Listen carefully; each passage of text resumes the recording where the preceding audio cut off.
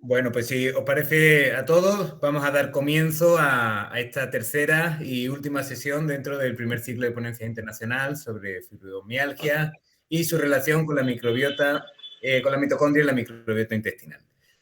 Yo tengo que confesar que a partir de mañana os voy a echar de menos, porque llevamos 3 días ya seguidos con esto, hablando de temas muy interesantes, pero bueno, seguro que nos da pie a volver a juntarnos pronto, porque como dijimos el primer día, estamos con mucha investigación y que nos juntemos todos estos profesionales va a hacer que impulsemos y que pronto tengamos más resultados que sobre todo van a beneficiar a las pacientes. En el día de hoy, pues nos va a acompañar un buen amigo y profesional, el doctor Marco Carvajal. El doctor Carvajal es fundador del Instituto de Medicina Funcional de Lima, es director médico de Manila Genetics. Muchos años de experiencia como médico de emergencias y actualmente lleva a cabo sus labores asistenciales en dicho instituto, donde trata decenas de pacientes de fatiga y dolor crónicos, por supuesto también fibromialgia. Este tratamiento siempre lo realiza desde un punto de vista integrativo, la atención en la mitocondria y sus alteraciones funcionales, y por eso hoy pues, nos va a deleitar y seguro que vamos a disfrutar muchísimo con su charla, donde veremos el papel de la mitocondria no solo, estoy seguro que no solo en la fibromialgia, sino también su papel en muchos factores del día a día. Así que, sin más dilación, Marco, te dejo la palabra y muchas gracias por estar con nosotros. No, lógico que me resuelva estas cosas. Bueno, voy Sí, conversando siempre. mientras solucionamos esto. Primero, feliz y contento, emocionado por compartir con un grupo tan abierto a seguir aprendiendo, un grupo con tanta necesidad de conocer, porque definitivamente durante mucho tiempo uno se frustra de conversar muchas veces con colegas y te miran como el bicho raro y de qué estás hablando y no entienden, ¿no? Segundo, agradecer, bueno, sé que además de médicos hay pacientes y quiero darles el beneficio del aprendizaje que yo he tenido porque realmente son ellos los que nos traen la información más moderna, más fresca y que lo que tenemos que tener es oídos para poder captar esta información y poder de alguna manera abrir nuestra mente y comenzar a investigar junto con ellos, ¿no? Y en ese sentido, les agradezco a ellos y esta presentación es mérito propio de todos nuestros pacientes que nos hacen siempre investigar y aprender más. Solucionados los problemas técnicos, quería dedicarles también esta presentación y pedirles a ustedes que manden su mejor energía por lo que estamos viviendo en el Perú. Estamos en una catástrofe biológica donde ha habido un derrame de petróleo grande, con responsables a todos los niveles, pero tomarlo siempre con esa positividad y entendiendo que la naturaleza y la biología tienen la capacidad y la resiliencia de sanar y regenerarse, ¿no? Porque tenemos que confiar en esa naturaleza y en esa biología, así como en esta imagen les presento Chernobyl hoy por hoy, donde nosotros como personas pensábamos que nada iba a crecer nuevamente, vemos que la vegetación, los animales y la biología y la naturaleza se ha abierto paso, y lo mismo pasa con nosotros, ¿no? Entender de que si nuestra biología no está funcionando bien es porque algo estamos haciendo mal y corrigiendo eso, vamos a conseguir que nuestra biología y la naturaleza comience a sanar.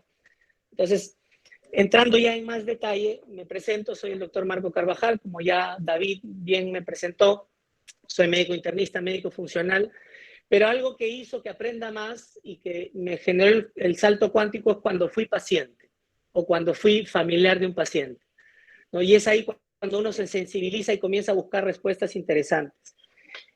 Tenemos varios médicos acá y sabemos que la vida del médico es bien intensa y en esa necesidad de buscar reconocimiento de los médicos mayores, de buscar reconocimiento de los padres, de buscar reconocimiento de la sociedad, metemos mucha carne al asador, como dicen los argentinos, y lo que sucede es de que quemamos mucho, ¿no? Y hay un momento en que ese gasto nos pasa factura, y obviamente yo trabajaba en muchos lugares, no dormía, comía muy mal, Y de un momento a otro comencé a sentir dolores que hoy por hoy, después de tiempo, entendí que estaba entrando en un cuadro de fibromialgia e incluso con miopatía, porque se me elevaron las enzimas cardíacas y las CPK, las enzimas musculares y las CPK, y comencé a buscar respuestas, ¿no? En ese tiempo, como buen internista, buscas las razones de esa elevación de CPK y lo primero que piensas es de lo peor a lo más grave, un síndrome paraneoplásico, ¿no? Una miositis paraneoplásica o autoinmune. Y me hice todos los exámenes, ¿no? Y no encontré nada. Y al no encontrar nada, comencé a buscar en otros sitios y comencé a encontrar lo que hoy vamos a conversar, que es la mitocondria, ¿no? Encontré también la microbiota, encontré el beneficio de la nutrición y muchas cosas y aspectos que integran ahora la medicina que yo hago, que le suman al conocimiento adquirido por más de 20 años en medicina interna y medicina de emergencia. Entonces, mi presentación de hoy va como médico, como aprendiz de la biología y de toda esta maravillosa estructura que es la mitocondria, y como paciente que también buscó las respuestas para sanar su salud en este conocimiento. Hoy por hoy sí siento que he recuperado mi salud y soy un atleta amateur y me estoy entrenando para hacer mi primer Ironman este año en España, donde espero visitar a nuestros amigos de SINAE y disfrutar de lo que he hecho para sanar mi mitocondria, ¿no? Y es por eso que quiero compartir esto con mis pacientes y con algunos otros colegas, y de eso es lo que vamos a hablar ahora.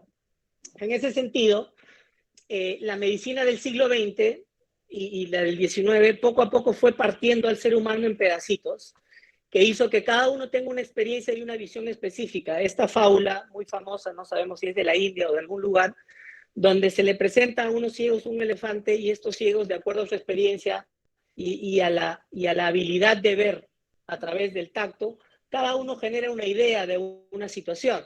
Y eso es lo que nos pasa como médicos, ¿no? El reumatólogo puede pensar de una manera, el neurólogo de otra manera, el internista de otra manera, el psiquiatra de otra manera, y cada uno le da un enfoque de acuerdo a su experticia, pero estamos perdiendo la capacidad, porque en el camino la fuimos perdiendo, de ver la totalidad, ¿no? Y eso es lo que tenemos que encontrar y buscar ahora, es el nuevo reto de la medicina del siglo XXI, de comprender la totalidad, y la totalidad entendiéndola en una complejidad biológica de fenómenos fisiológicos que generan la salud y la enfermedad, ¿no?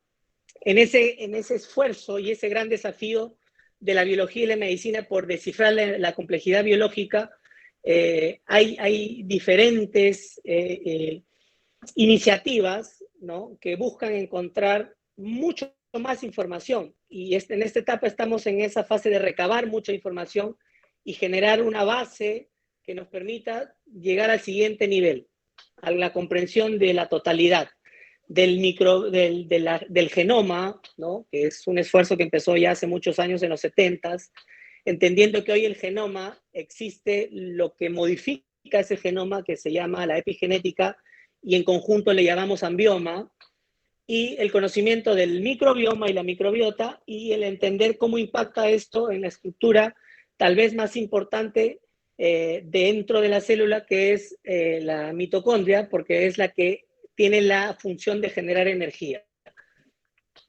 Y en ese sentido le va a depender de con qué lente miremos, ¿no? Tenemos lentes para ver el macro, ¿no? Es el contexto de cada persona y cada paciente, y microscopios para ver el micro, ¿no? De acuerdo a eso debemos utilizar estas herramientas cada vez más precisas que nos permiten tener más información y entender mejor a nuestros pacientes. Pero no olvidemos que la mejor manera de verlos es a través de nuestros ojos, la mejor manera de comprenderlos es a través de nuestros oídos y escuchándolos. Cuando el médico pierde la capacidad de ver y escuchar al paciente y solo mira un resultado de laboratorio y solo mira una imagen radiográfica, está perdiendo el norte. Entonces, lo que vamos a conversar ahora, que esta prueba que han desarrollado los chicos de SINAE, es una prueba que nos ayuda a entender más a nuestro paciente y no reemplaza la observación que debemos tener de ellos y el escucharlos. En ese sentido, como les manifestaba, tenemos toda esta estructura de información que se va a ir recopilando y estamos utilizando la inteligencia artificial para generar la medicina de ultra precisión. Y en esa medicina de ultra precisión hay una gran información hoy día sobre microbioma, sobre microbiota y sobre la mitocondria. Digamos, son las dos ítems más importantes cuando uno pone en la búsqueda de, por ejemplo, un buscador de artículos científicos, como es el Cochrane. Vamos a encontrar gran cantidad de artículos y una curva tal cual como si fuese una tercera ola de COVID, una curva de artículos sobre estos temas.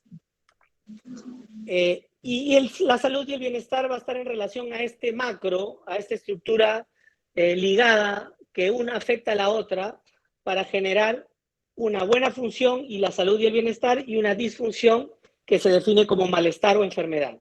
Entonces, recordemos que somos productos del ambioma, de nuestro genoma, del microbioma, de la microbiota y la mitocondria, que es una visualización más global e integral de los pacientes, y para eso tenemos que aprender. Es el reto del siglo XXI. Médicos como los que estamos acá reunidos y pacientes estamos aprendiendo cada vez más de esto para poder entender mejor la situación. El siglo XXI, que ya empezó hace 20 años, ya hemos cruzado un quinto de ese siglo XXI, nos exige entender a la biología como una red generalizada que se vincula una con otra para entender la salud y la enfermedad. Todo está conectado con todo y tenemos que entenderlo como una totalidad coherente. Y eso es la visión holística, ¿no? Cuando antes yo escuchaba, y ahí hago mi mea culpa, cuando pensaba en visión holística, pensaba en medicina china, en medicina de la India, en medicina que no tenía una base científica, pero hoy por hoy la visión holística es utilizar toda la información de la experiencia, toda la información que estamos recabando para poder entender a nuestros pacientes. La medicina occidental, la medicina con bases científicas de la información en relación a los estudios de investigación no se contrapone a lo que Hipócrates nos decía hace mucho tiempo, ¿no? Por ejemplo, con su famosa frase, que el alimento sea tu medicina y que tu medicina sea el alimento, es algo que hoy estamos integrando y le estamos dando más importancia en esta visión holística.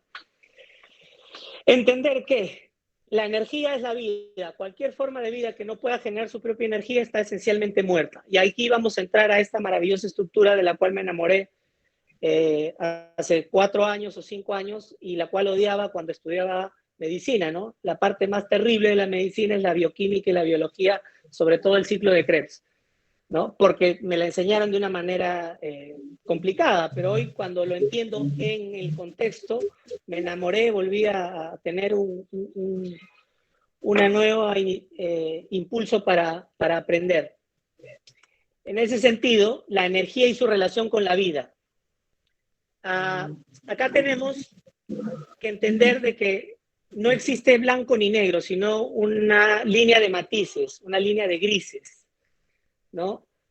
En ese contexto es importante entender de que la salud va a depender de la mayor calidad de energía que podamos generar, que ese es el estado de bienestar total, que es el objetivo de todo ser humano, tener un bienestar completo, no la ausencia de enfermedad. Y como se dan cuenta, en este degradé, donde hay una caída de energía, donde la ausencia de energía determina la muerte, ¿no? La mayoría estamos en la disfunción bioquímica y la disfunción sintomática, donde no tenemos la energía necesaria para tener un bienestar completo, y ya sabemos que un 40% de la población adulta en el mundo ya tiene algún diagnóstico de alguna enfermedad crónica. Entonces estamos hablando que el 40% de la población se encuentra en ese nivel donde ya tiene un diagnóstico médico, y se perdieron años al no entender la disfunción sintomática y la disfunción bioquímica, ¿no? Cuando muchos pacientes se encuentran un examen de laboratorio que no entendemos por qué es, y no encajamos en esas estructuras que los médicos llamamos criterios diagnósticos, no lo entendemos y los dejamos pasar hasta que ya llega a un diagnóstico de enfermedad. La energía en su mayor cantidad y potencial se genera en las mitocondrias. La pérdida del potencial y la capacidad de generar energía en las mitocondrias, ¿no? Y las membranas celulares distinguen a los vivos y a los muertos. Y la mejor calidad de generar energía o menor cantidad distinguen a los sanos de los enfermos. Entonces, la mitocondria, ayer el doctor Pablo de Argentina nos decía, este es el futuro de la medicina, ¿no? Entender a la microbiota, entender a la mitocondria, yo pienso que ya no es el futuro, es el presente. El compromiso nuestro es entenderlas, ¿no? Y es por eso que lo que vengo a venderles ahora es energía, como decía James Watt. Vengo a venderles el conocimiento para sanar sus mitocondrias. Entonces, para hablar de la mitocondria, tenemos que entender cómo evolucionó y de dónde salió esa mitocondria. Acá esta imagen nos representa el planeta Tierra hace billones de años, donde el planeta era una bola de fuego y los gases que existían básicamente eran nitrógeno, carbono y había muy poquito oxígeno. Cuando esto se empieza a condensar, aparece el agua y el agua comienza a golpearse contra las rocas y la arena y comienza a generarse la salinización del mar.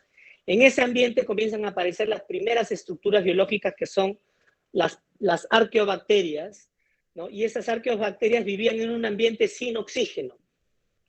Es decir, estas arqueobacterias, para tener vida, tenían que generar energía sin oxígeno. Y a eso se le llama metabolismo anaeróbico. Ese metabolismo anaeróbico tiene la capacidad de generar energía a través de una molécula de glucosa, pero lo interesante de esa capacidad de utilización de energía es que es muy breve, es muy corta. Yo genero energía a través de la glucosa por la vía anaeróbica y puedo generar 2 ATPs. Para los que no están familiarizados con el ATP es la moneda de energía, es el Bitcoin antiguo. Es la manera de entender la cantidad de energía que tenemos. Entonces, las arqueobacterias que vivían en un mundo sin oxígeno generaban energía sin la necesidad de oxígeno, pero generaban muy poquita energía, 2 ATPs. En términos sencillos, esto lo considero yo como si fuese un motor a carbón o un motor a leña. En el camino, cuando comenzó a aparecer el oxígeno en un lugar muy remoto y muy lejano, donde había pequeñas cantidades de oxígeno, comenzó a aparecer una proteobacteria que tenía la capacidad de generar energía, pero sí utilizando el oxígeno, y es por eso que se llama metabolismo aeróbico. Esta proteobacteria, además de utilizar la glucosa como combustible para generar energía, tiene la capacidad de utilizar los ácidos grasos. Y lo interesante que le da versatilidad, ya tiene 2 formas de generar energía, pero además de eso, vemos acá en esta lámina que si esta bacteria utiliza grasa, su cantidad de energía que produce es inmensamente superior, 100 veces superior a la que utilizaba el metabolismo anaeróbico. Estamos hablando de 2 ATPs a una posibilidad de generar de 200 hasta 400 ATPs si lo miramos en la utilización de 3 ácidos grasos, que es un triglicérido. Entonces, la proteobacteria tenía un gran potencial de generar energía, tenía un reactor nuclear en su interior, pero lo que no tenía es oxígeno. Y por lo tanto, esa energía no podría facilitarle conquistar el mundo porque solo podía moverse en su ambiente. Mientras que la otra podía moverse en todo el ambiente terrestre, pero no tenía la energía para hacerlo. Entonces, en ese camino, ¿no? Y ahí viene la teoría de la endosimbiosis que ahora vamos a conversar, ¿no? Estas 2 bacterias, una arqueobacteria y la proteobacteria, comenzaron a tener una convivencia y una negociación. Algunos dicen que esta relación de tira y afloja duró 1.2 billones de años de convivencia para llegar al comprendimiento. Y esto es un mensaje para todos los que vivimos en pareja y discutimos y peleamos y entendemos que las relaciones se construyen con el tiempo, ¿no? Y en esa construcción del tiempo uno tiene que aprender a dejar funciones a la otra persona y adquirir funciones que tenemos que hacer. Y eso es lo que hicieron estas 2 proteobacterias y la arqueobacteria. Uno asumió las funciones y otro generó y le dejó ese trabajo a la otra bacteria, y uno asumió la función de generar energía, pero todo en cooperación. Entonces, después de esa relación tan larga, vino el final feliz, el matrimonio, que fue la aparición de esta célula eucariota, que es una célula que ya tiene los 2 metabolismos, aeróbico, anaeróbico, tiene un estado donde genera un metabolismo a través del uso de azúcar, pero tiene el reactor nuclear, que es la mitocondria. esa proteobacteria dejó de ser una célula completa, se protegió en esta bacteria más grande que podía vivir en ese mundo con nitrógeno, y la otra le dejó la función de generar energía. Entonces el metabolismo anaeróbico se complementó con el anaeróbico, y el único inconveniente que tenían que este metabolismo aeróbico generaba muchos radicales libres, y ahí tuvieron que negociar y formar un sistema de taponamiento de esos radicales libres que son los antioxidantes. Entonces, esta relación de 2, que en un inicio fue tóxica, ¿no? Hoy se hizo una relación de 3, donde funciona muy bien el metabolismo aeróbico con el anaeróbico, con el aditamiento de antioxidantes. Y esta célula eucariota, ¿qué nos permitió? Pudimos entender de que esta célula ya se podía movilizar en toda la Tierra, y además de eso organizarse, porque ya tenía la energía para generar organismos multicelulares, y esos organismos multicelulares generar sistemas, y esos sistemas generar superorganismos, ¿no? Entendiendo el metabolismo, esto es como un carro, no sé, ahora todos los carros son automáticos. Yo aprendí a manejar en carro mecánico, donde teníamos una primera, que era cuando el carro tenía mucha fuerza y salía, pero se agotaba poco. Teníamos una segunda que aguantaba un poquito más, pero teníamos que hacer el cambio para poder seguir avanzando y agarrar más velocidad. Lo mismo pasa en el metabolismo celular. Tenemos un primer cambio, que es la fosfocreatina, un segundo cambio, que es la glicólisis, que es el metabolismo anaeróbico que hace un ratito expliqué en términos sencillos y prácticos. Tenemos un tercer cambio, que es el ciclo de Krebs y la beta-oxidación, que llevan a las sustancias necesarias para generar energía en la cuarta, quinta y sexta de este carro, de este motor, que es la cadena transportadora de electrones. Esto es lo que permitió generar energía para que esta célula, ¿no?, que inicialmente era unicelular, se convierta en organismos multicelulares y generar una evolución. Gracias a la aparición de las células eucariotas, se generaron los organismos multicelulares, y en la actualidad nosotros, que somos o creemos ser la pirámide de la evolución, no somos un organismo, somos un superorganismo, ¿no? Y gracias a las charlas previas entendemos que tenemos, por ejemplo, más cantidad de bacterias que células humanas en ese espacio territorial y energético. Nosotros tenemos aproximadamente 30 a 50 billones de células humanas, o estas células eucariotas, en el cuerpo, 500 a 300 billones de bacterias en nuestra microbiota. Y que es interesante, si entendemos lo que hemos hablado hace un ratito, que esta mitocondria es una bacteria modificada, ¿no? Y tenemos 10 millones de billones de mitocondrias del peso corporal. El 10% del peso corporal de un ser humano promedio son mitocondrias. Entonces, si el 10% de nuestro peso y en cantidad son mitocondrias, y el otro porcentaje son bacterias, realmente, ¿qué somos? ¿Somos humanos? ¿Somos más bacterias? ¿Somos más mitocondrias? En realidad somos un superorganismo que aprendió y evolucionó a trabajar de manera cooperativa para el bienestar de todos, tanto de las bacterias como la mitocondria, como la célula eucariota o célula humana. Y es ahí donde tenemos que entrelazar estos conocimientos que estamos adquiriendo.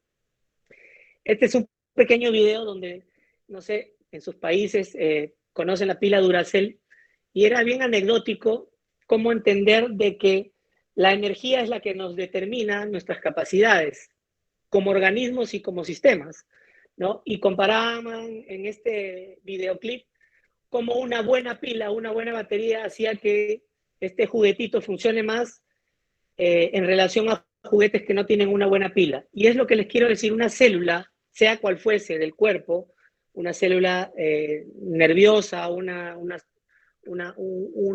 célula del hígado, un hepatocito, una célula del riñón, una célula muscular, un adipocito, su función depende estrictamente de la cantidad de energía que genere su pila. Y esta mitocondria es la pila de la célula para que esto funcione bien. Soy un poco fan de La Guerra de las Galaxias. Siempre presento esta lámina porque me parece súper interesante cómo la ciencia ficción tiene una base de ciencia real, ¿no? Los Jedis, que eran estos superhumanos que tenían la capacidad de controlar la fuerza y hacer que las cosas se muevan, tenían más poder mientras más midichlorias tenían. El Jedi más poderoso se llamaba Luke Skywalker y tenía 25.000 midichlorias, ¿no? Y sabemos que los hombres que tienen más energía tienen que tener mayor cantidad de mitocondrias. Lo interesante, como también era en la Guerra de las Galaxias, es que la fuerza se trabajaba a través de entrenamiento. Las mitocondrias también se entrenan a través de ciertas cosas que hacen que en el tiempo vayamos adquiriendo más mitocondrias y tengamos más energía. Esta es la mitocondria y vamos a ir metiéndonos un poquito a su estructura. Tenemos a la membrana celular, a la membrana mitocondrial externa, las crestas mitocondriales donde está la membrana mitocondrial interna, donde ahí se genera la mayor cantidad de energía, y la matriz, que es el centro de la mitocondria, que es donde se realiza el ciclo de Krebs y la beta-oxidación, que es la degradación de la grasa para generar el precursor de la energía que se llama acetil-CoA, ¿no? Es interesante también entender, dentro de esta cosmogonía de la Guerra de las Galaxias, que las mitocondrias en realidad, o la energía o la fuerza, son de origen materno, ¿no? Entonces, si yo fuese con ese conocimiento en ese tiempo, cuando Luke Skywalker recibe la noticia de Darth Vader, que él era su padre, yo le hubiese hecho una prueba de ADN, porque realmente la fuerza viene de la madre y no del padre. Entonces, la frase correcta debería haber sido: yo soy tu madre, ¿no? La mitocondria es netamente heredada por la mamá, porque en el momento de la fecundación, las mitocondrias del espermatozoide están en su cola, y cuando el espermatozoide entra, la cola es cortada y solo entra la parte genética del ADN del espermatozoide y no entra la genética de la mitocondria. El ADN mitocondrial es herencia 100% de la madre. Y ahí, con el conocimiento que hemos adquirido ayer, la microbiota es herencia de la madre, es responsabilidad de la madre con la lactancia y la forma como nacimos. Y la mitocondria es herencia de la madre. En realidad, estamos entendiendo la importancia que tiene nuestras madres en nuestra salud. Ahora vamos a ver cómo funciona la energía dentro del cuerpo. O sea, tenemos mitocondrias en el cuerpo y el cuerpo necesita energía para funcionar. Los órganos que más cantidad de energía consumen en el cuerpo son el sistema nervioso central, con su mayor representante, que es el cerebro, y el músculo, ¿no? El músculo esquelético. Y les hago una pregunta para ir entrando en tema, ¿no? Si tenemos mitocondrias disfuncionantes, ¿no?, que no están funcionando bien por diferentes aspectos, ¿no?, ¿cuáles van a ser los órganos o los sistemas más afectados? Y ahí, en la respuesta, tenemos que los órganos más afectados van a ser los que más energía necesitan. Y ahí tenemos dos puntos importantes: el sistema nervioso y el músculo. Para entrar en tema, ¿cuáles son los sistemas más afectados en la fibromialgia? Pues los músculos, pues el sistema nervioso a través de las neuropatías, ya sea de fibra pequeña, ¿no?, el sistema nervioso central, porque la fibromialgia además se asocia a problemas de pensamiento, depresión, ansiedad, neurotransmisores, polineuropatías, y la parte muscular también es importante. Ayer en la charla y antes de ayer hablamos de la dificultad que tiene un paciente de fibromialgia de recibir medicamentos porque no lo procesan bien o no los toleran bien o tienen efectos adversos mayores que el resto, porque el órgano encargado de convertir ese medicamento, que es un profármaco, en un fármaco, es el hígado. Y si el hígado no tiene energía, pues los medicamentos nos van a caer mal. Entonces, ahí, entendiendo de dónde gasta el cuerpo la mayor cantidad de energía, vamos a entender dónde va a haber mayores problemas cuando tenemos mitocondriopatías adquiridas, a diferenciarla de las mutaciones genéticas, que tienen síntomas muy parecidos, pero en este caso estamos de las adquiridas. Interesante es también, dentro de esta imagen, que el sistema inmune, que está acá abajito, ¿no?, vemos entre otros los ojos, el páncreas, el bobo, los nervios. El sistema inmune es un sistema muy ahorrativo, no gasta mucha energía, ¿no? Pero en tiempo de paz. Cuando hay guerra, así como en los estados, todos los impuestos que normalmente deberían ir a la educación, a la salud, a la construcción de vías de comunicación, carreteras, etcétera, etcétera, todos esos impuestos que pagamos como ciudadanos y van hacia eso, en guerra, todo ese impuesto va hacia sustentar la guerra. Entonces, el sistema inmune es tal cual, es un sistema muy ahorrativo, pero cuando hay inflamación, genera un gasto energético y le roba la energía a los otros órganos, al cerebro, al músculo, al hígado. Y eso es lo que estamos viendo, por ejemplo, en los fenómenos de post-COVID, ¿no? En un estado de guerra donde el sistema inmuno gastó mucha energía, genera un estado de convalescencia donde la gente se queja de problemas de ansiedad, problemas de fuerza, problemas de energía, sensaciones que le estamos llamando post-COVID, que es una disfunción mitocondrial porque el sistema inmune gastó mucha energía en esta guerra. Esto es un diagrama donde muestro la densidad mitocondrial en cada órgano, ¿no? Si bien es cierto, el cerebro es el órgano que más gasta energía, su densidad o volumen mitocondrial es un poquito bajo en relación, por ejemplo, al corazón, que es el músculo que mayor densidad mitocondrial tiene, ¿no? Interesante es también hacer, para los que les gusta matemáticas, estos cálculos, ¿no? Si el cerebro, que pesa en promedio 1.3 kilogramos, tiene un volumen mitocondrial de 5%, significa que tiene 65 gramos de mitocondrias. El corazón, que tiene la mayor densidad mitocondrial y tiene el 42%, y un corazón promedio pesa 350 gramos, tiene 147 gramos de mitocondrias, ¿no? Si todo el cuerpo gasta 2.500 kilocalorías y el cerebro consume el 22% y el corazón el 9%, vamos a hacer un cálculo de qué cantidad de energía procesa o desarrolla el corazón y desarrolla el cerebro. Y como vemos acá, un corazón que consume 225 kilocalorías para el gramaje que tiene, genera 1.54 kilocalorías por gramo, versus un cerebro que consume 550 kilocalorías, que es el 22% de la energía total, y tiene 65 gramos de mitocondrias, crea 8.4 kilocalorías por gramo. ¿Qué significa eso? Que las mitocondrias del sistema nervioso y el cerebro trabajan 5 veces más que el corazón para ofertar la energía que necesita este sistema. Las mitocondrias del sistema nervioso son mucho más activas, trabajan mucho más y por lo tanto necesitan mucho más requerimientos para el sostenimiento de su funcionamiento. Entonces, en realidad el cuerpo es una máquina de formación de energía. Un hombre en reposo promedio necesitará 3.10 a la 18 moléculas de ATP por segundo, ¿no?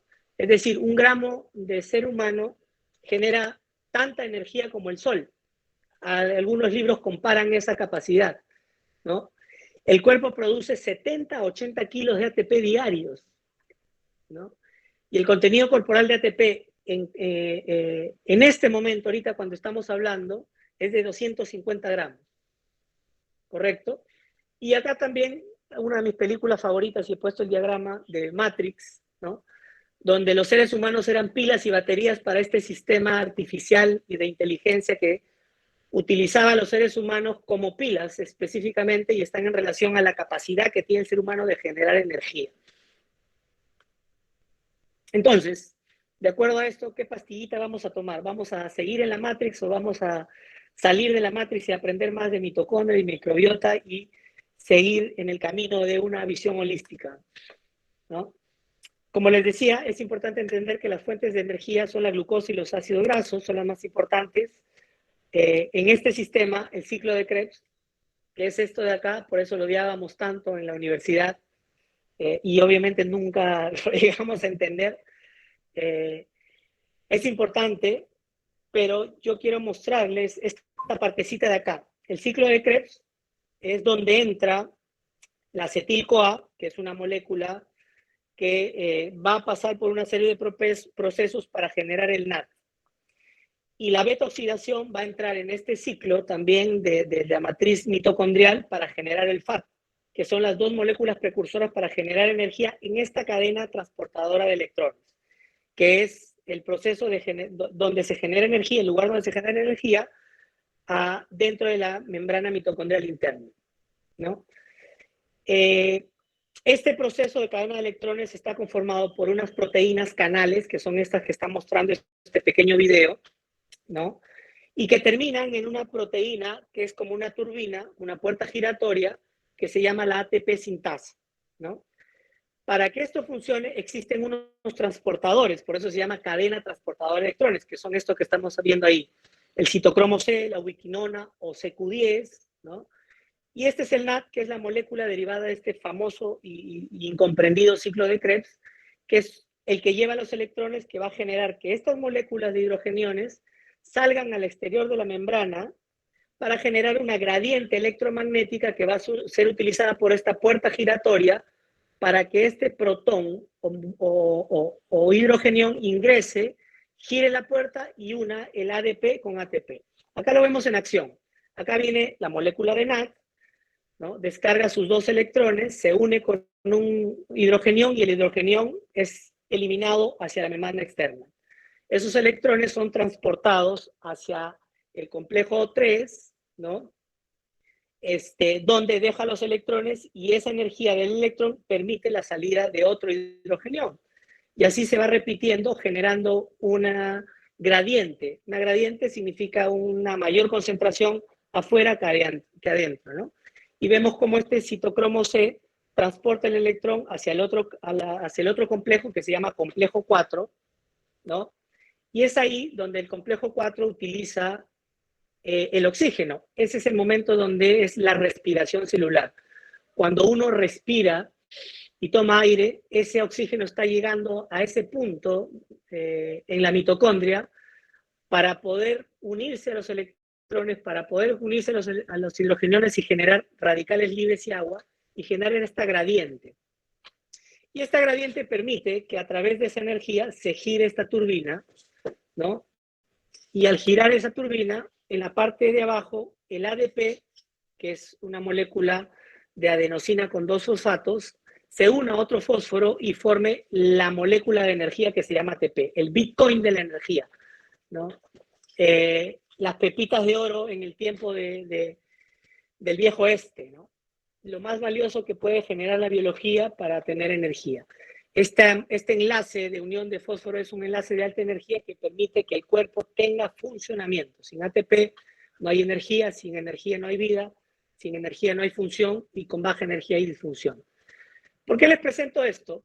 En este diagrama vemos a ese complejo 1 o ese primer canal, vemos a la CQ10 o ese transportador de electrones, vemos al complejo 3, vemos a la citocromo C, el complejo 4 y acá la turbina o la puerta giratoria que forma el ATP.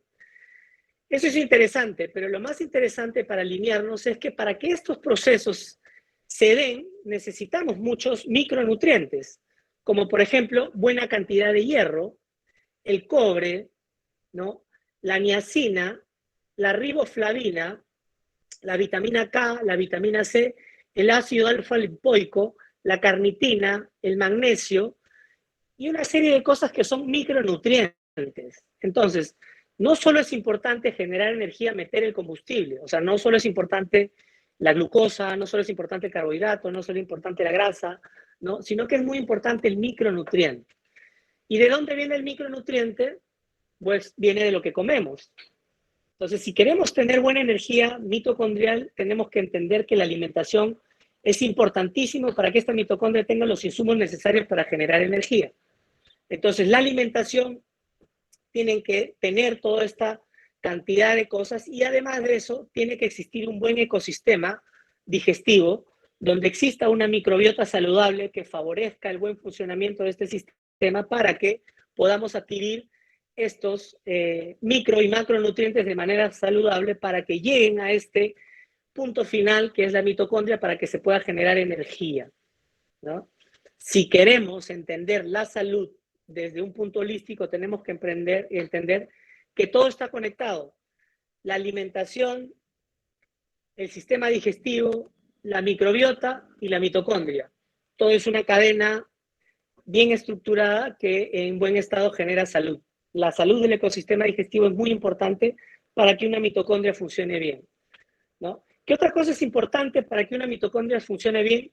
El estímulo del ejercicio, ¿no? Y ahí vemos cómo el entrenamiento, estos son estudios realizados en personas diabéticas o con hiperinsulinismo, donde el ejercicio activa y estimula a través de una proteína que se llama PGC1-alfa, que es la proteína madre del estímulo de de biogénesis mitocondrial, de generar mayor calidad y salud de las mitocondrias. Entonces, cuando uno hace ejercicio, genera un estímulo para regenerar una salud mitocondrial. Y mientras más lo hagamos, en el tiempo vamos a ir adquiriendo más energía. Es por eso que el entrenamiento a largo plazo genera mejores habilidades energéticas y nos favorece a el mejor rendimiento físico. Y cuando hacemos ejercicios, disminuye la toxicidad mitocondrial y por lo tanto tenemos un mejor consumo de energía a través de las grasas y los carbohidratos y comenzamos a disminuir nuestra necesidad biológica de azúcares y el daño que le podemos hacer a las mitocondrias. Acá tenemos más evidencia que la mitocondria, en este estudio realizado en pacientes de diabetes tipo 2 que fueron sometidos a actividad física, generaron su densidad mitocondrial, ¿no? Y por lo tanto, además generaron las enzimas que evitan la oxidación mitocondrial que impactaron en sus mejores niveles de hemoglobina glicosilada. Entonces estamos hablando que la mitocondria tiene impacto en muchos aspectos de la salud.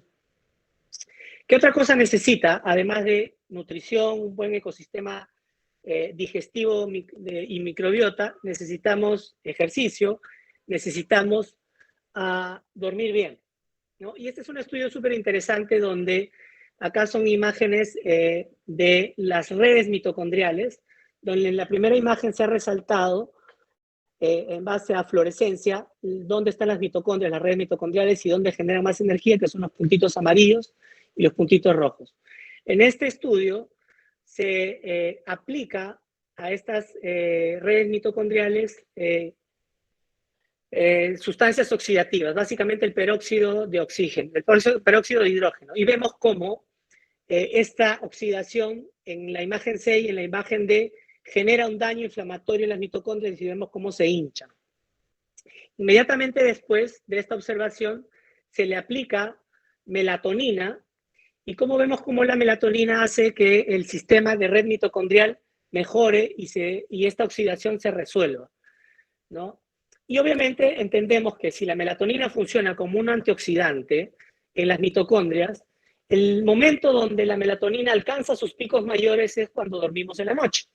Entonces, ¿qué necesita la mitocondria para tener una buena salud? Es dormir y generar buena cantidad de melatonina. Además de eso, sabemos que la melatonina, como bonus track, es un activador de genes de reparación, como el gen HER1-alfa, ¿no? Que hace de que el sistema biológico completo se repare. Entonces, entendamos qué tan importante es la nutrición, qué tan importante es la actividad física, qué tan importante es el sueño y la reparación en la salud mitocondrial. Este es otro estudio donde vemos también las redes mitocondriales, donde acá lo que se hace es generar radicales libres, ¿no? Y se ve como la liberación de caspasas, ¿no? Acá lo que miden es y evalúan en base a estos sistemas, en liberación de caspasas al citosol que van a generar activación de la apoptosis celular, que está en relación a la cantidad de radicales libres que podemos introducir en este sistema. Y acá, en este siguiente cuadro, demuestra cuando se pone en estos medios la CQ10, la coenzima 10, Q10, que es uno de los principales antioxidantes, o en su defecto yo no lo marcaría como antioxidante, sino cuando tenemos buenos niveles de CQ10, se generan menos radicales libres y hace que la mitocondria funcione mejor. Entonces vemos cómo se inhibe cuando en estos cultivos celulares se adiciona CQ10, ¿no? Entonces es muy importante entender de que hay muchas cosas que tenemos que saber para que la mitocondria funcione bien. Entonces, nota importante, la salud mitocondrial, que es esta bacteria modificada que dejó algunas funciones para dedicarse específicamente a generar energía que le permite a las células del cuerpo cumplir su función específica, y en esta red que interactúa diariamente es importante que estas células funcionen bien en base a la energía que tienen. Tenemos que entender que la salud mitocondrial depende de la nutrición, depende de la actividad física, depende de una salud de la microbiota, depende de un buen estado de actividad física y de una buena salud emocional. En ese sentido, ya sabemos cómo tener saludables a nuestras mitocondrias. Ahora vamos a entender cómo se dañan nuestras mitocondrias, ¿no? Y las mitocondrias se pueden dañar en número, se pueden dañar en tamaño, si no estimulamos adecuadamente a este PGC1 alfa, ¿qué cosas estimulan el ejercicio? El resveratrol, el sueño, el ayuno, el fasting, están demostrados, la dieta cetogénica, que estimulan a este PGC1 alfa y generan el número y estimulan la biogénesis mitocondrial, ¿no?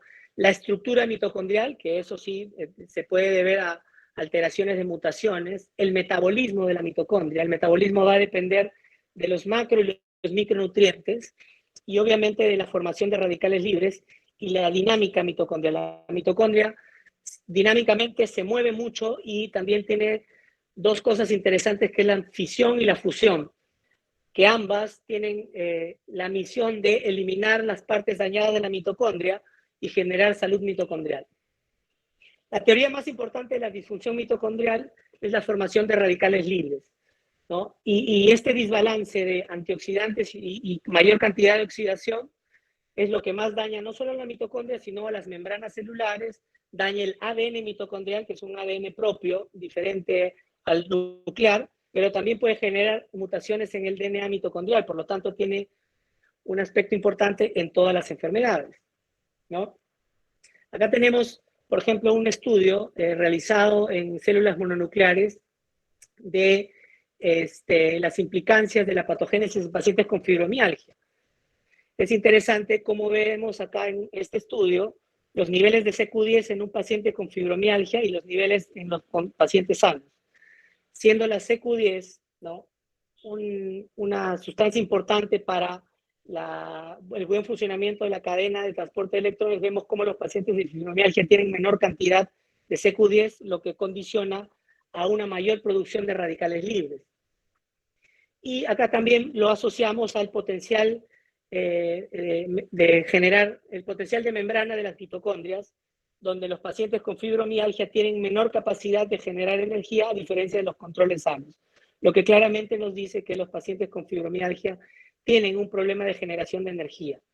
Acá en estos cuadritos tenemos también la cantidad de radicales libres o producción de radicales libres en los pacientes con fibromialgia. En la primera línea vemos que tienen mayor cantidad de radicales en relación a los controles normales o controles sanos.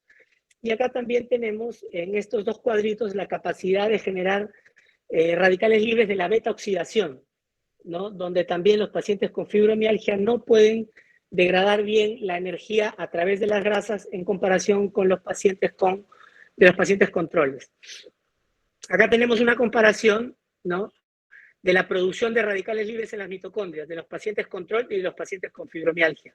Claramente vemos una diferencia de mayor cantidad de formación de radicales libres y potencial oxidativo en los pacientes con fibromialgia.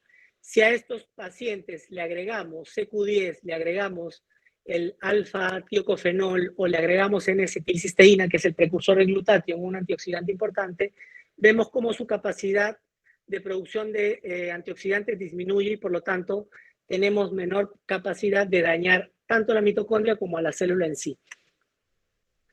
Esto ya es una microfotografía electrónica donde vemos ya las mitocondrias de estas células mononucleares saludables, y a diferencia de las pacientes con fibromialgia vemos a estas mitocondrias con los autofagosomas. Una mitocondria que no funciona tiene que ser destruida para darle espacio a una saludable, y eso lo hace a través de autofagosomas, generar sistemas que destruyen a la mitocondria y sea degradado para ser reutilizado. Se ve claramente cómo los pacientes con fibromialgia tienen mayor cantidad de autofagosomas en comparación con los pacientes de controles sanos. Entonces, el sistema de antioxidantes es muy importante para tener el equilibrio de la salud mitocondrial. Y existen sistemas primarios a través de la superóxido desmutasa, el glutatión, enzimas que hace a través de la glutatión reductasa generar nuevamente este círculo de producción y taponamiento de los radicales libres. Y los secundarios son los que vienen de fuera, que son la vitamina E, la vitamina C, los betacarotenos, etcétera, etcétera. Entonces, el buen sustento de estos antioxidantes es importante, pero más importante es los primarios a través de estos, y como verán, el manganeso, el cobre, el zinc, el níquel son importantes para que estos sistemas funcionen bien, que vienen también de nuestra alimentación. El estrés oxidativo y obviamente el daño mitocondrial y las membranas está asociado a infinidad de patologías. No hay discusión en este sentido, ¿no? El daño oxidativo está asociado a problemas reumatológicos, daños articulares, psoriasis en piel, en pulmones, en el cáncer, en el sistema inmunológico, etcétera, etcétera. Creo que el daño y la disfunción mitocondrial con un mayor potencial oxidativo es un denominador común de la mayoría de las funciones y las enfermedades. ¿Qué otras cosas dañan a la mitocondria? Obviamente una falta de estímulo del PGC1 alfa, ¿no? Que es el estimulador más importante de la biogénesis mitocondrial. Ya les mencioné que, por ejemplo, la restricción calórica, el ayuno, el resveratrol, el ejercicio, el estrés celular, de manera saludable, que se llama hormesis, puede favorecer el estímulo del PGC1 alfa, que va a estimular directamente la biogénesis mitocondrial. Si perdemos este estímulo de PGC1 alfa, vamos a perder la capacidad de biogénesis mitocondrial y la masa de estas mitocondrias va a disminuir. Ahí tenemos la dinámica mitocondrial en relación, por ejemplo, al estímulo de PGC1 alfa a través del ejercicio, donde estimula biogénesis, mayor cantidad de mitocondrias, estimula fusión, que permite que este pedacito de mitocondria dañada sea eliminado y se una con las otras para que funcione bien. Y de la misma manera la fisión, que es separar un pedazo de la mitocondria, una estructura mitocondrial, para que después sea digerido, destruido y reutilizado, es el autofagosoma. Esta dinámica mitocondrial es importante para la salud y eso es lo que llamamos biogénesis mitocondrial, el equilibrio entre la producción y el equilibrio entre la destrucción de mitocondrias debe estar en un rango de 1. ¿Qué otras cosas dañan a la mitocondria? Toxicidad mitocondrial.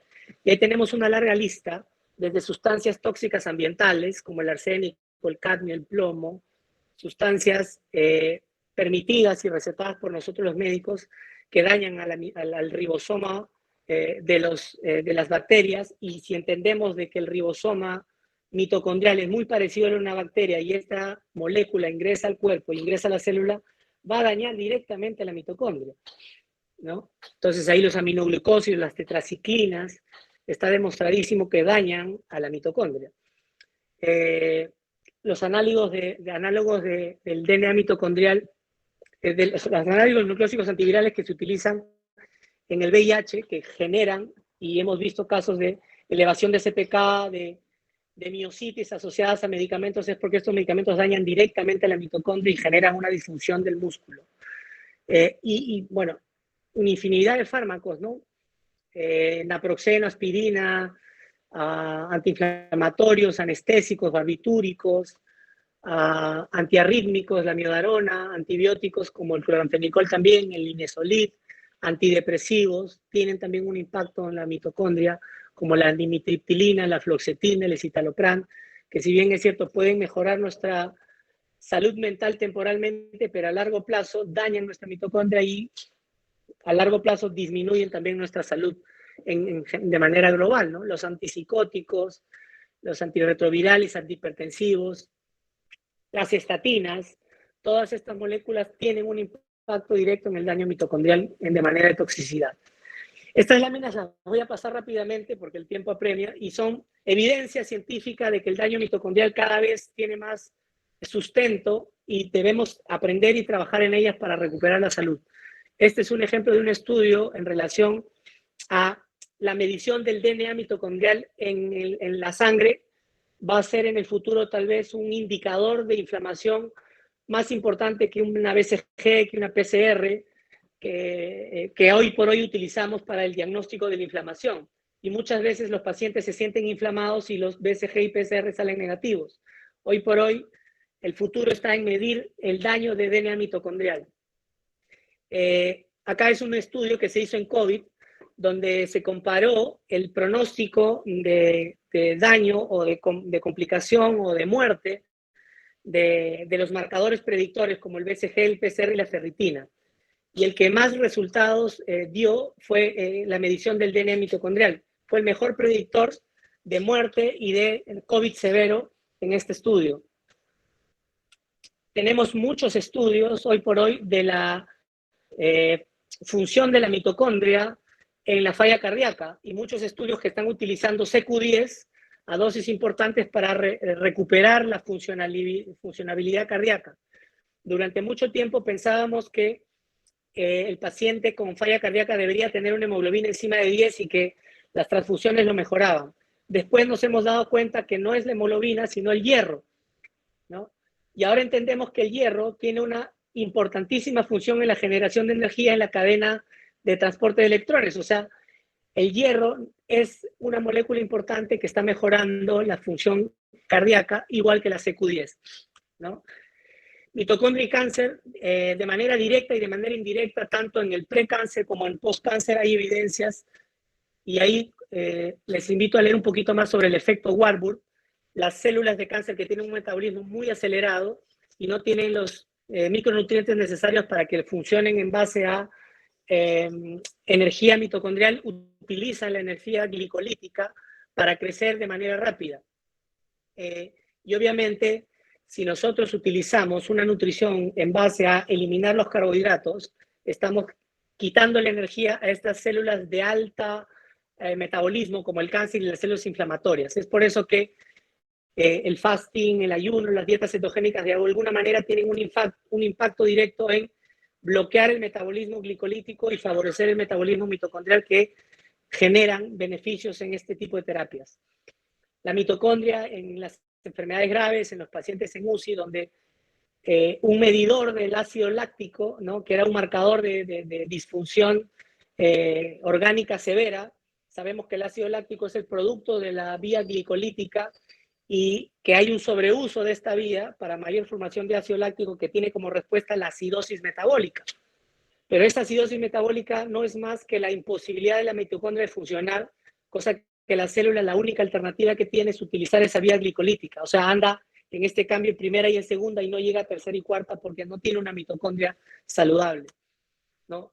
Estudios en relación a la disfunción mitocondrial y la ansiedad, estudios en relación a la mitocondria y su impacto en el Parkinson, Alzheimer, esclerosis lateral amiotrófica, Huntington, ataxia de Friedreich, sobre el daño mitocondrial y su disfunción en estas enfermedades es muy importante.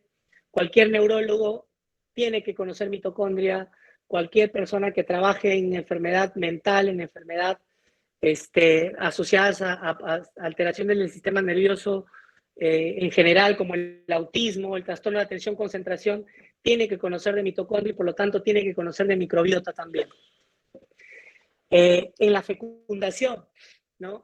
El déficit energético que puede tener un ovocito, que va a ser el generador de la vida por tener unas mitocondrias dañadas, hace que haya mayores índices de fertilidad y mayor envejecimiento de los óvulos, que hacen de que cada vez haya más personas con problemas de fertilidad.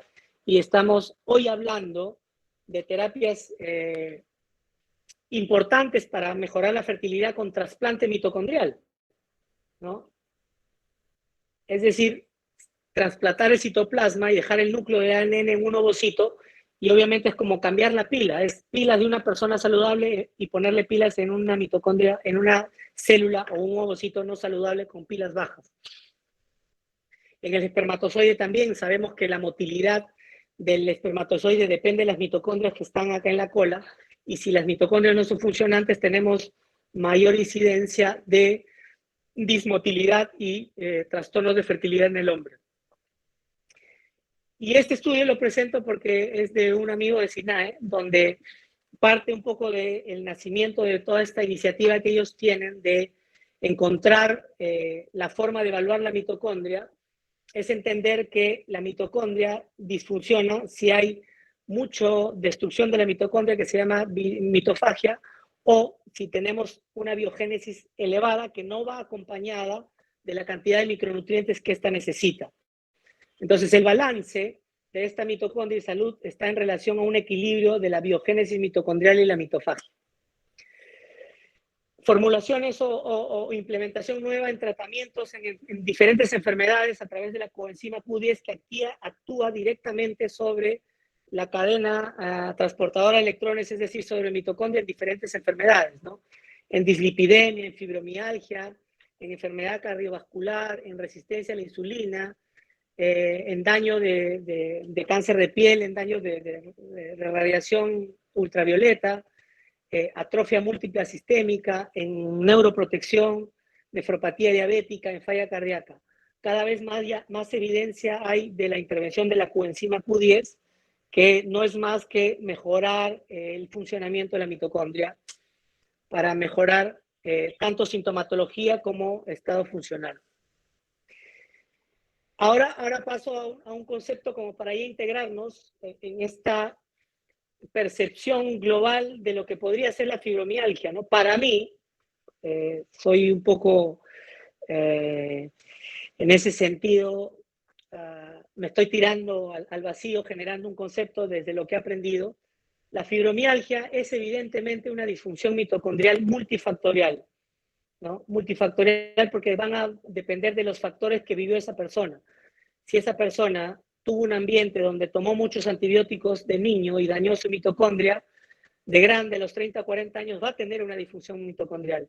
Si esta persona, en vez de antibióticos, tuvo una mala microbiota y fue alimentado con procesados, pues va a tener una mala microbiota y no va a tener los nutrientes necesarios para que esta mitocondria funcione bien, ¿no? Y así, hay múltiples factores de persona a persona que van a generar esta disfunción mitocondrial, cuya expresión clínica está determinada por los tejidos con mayor densidad mitocondrial. Tienen, ¿cuáles son esos? El músculo, el hígado y el sistema nervioso, el que más densidad mitocondrial tienen, sumado a la disfunción de los órganos con las mitocondrias más trabajadoras. Ya sabemos que las mitocondrias del sistema nervioso central trabajan 5 veces más que la de los músculos, incluido la del corazón. El sistema nervioso periférico, especialmente el de fibra pequeña, disfunción compresiva por disfunción muscular, un músculo dañado que no tiene la capacidad de generar energía de manera correcta, que lo vamos a ver más adelante, genera ácido láctico, genera contractura y esa contractura permanente en un nervio va a generar una disfunción que no se lee en las electromiografías, pero va a generar una disfunción de mayor estímulo de dolor que va a ser captado en el sistema nervioso central, ¿no? Estas manifestaciones ejercen sobreestímulos persistentes y constantes hacia las áreas cerebrales del dolor, ejerciendo el desarrollo de centros receptores que se describen como síndrome de hipersensibilidad central, ¿no?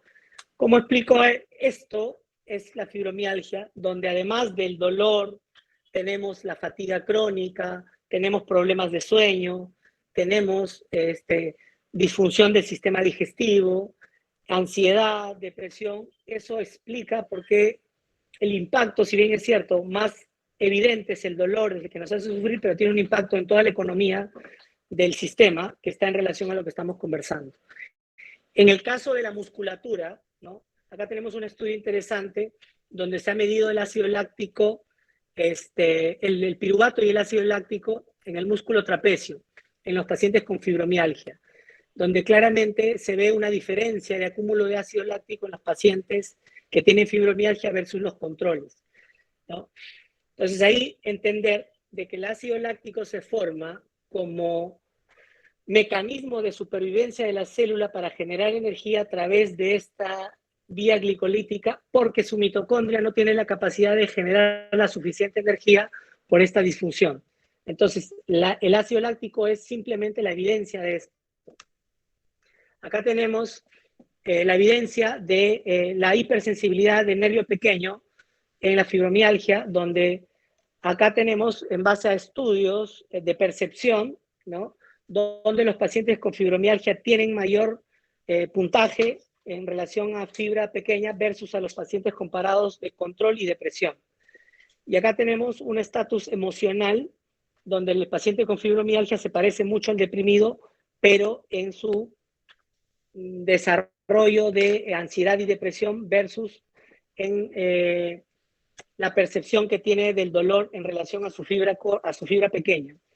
Y acá vemos cómo los pacientes con fibromialgia versus los controles, que son la línea azul, tienen mayor cantidad de percepción al estímulo frío, al estímulo de calor, a la presión, etcétera, etcétera, a diferencia de los controles y con mayor intensidad que los pacientes con depresión.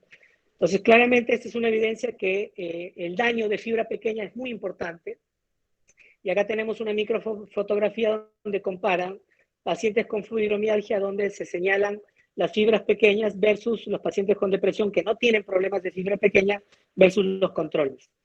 Y acá, en la línea de abajo, comparan la fibra mielínica, donde no hay mucha diferencia.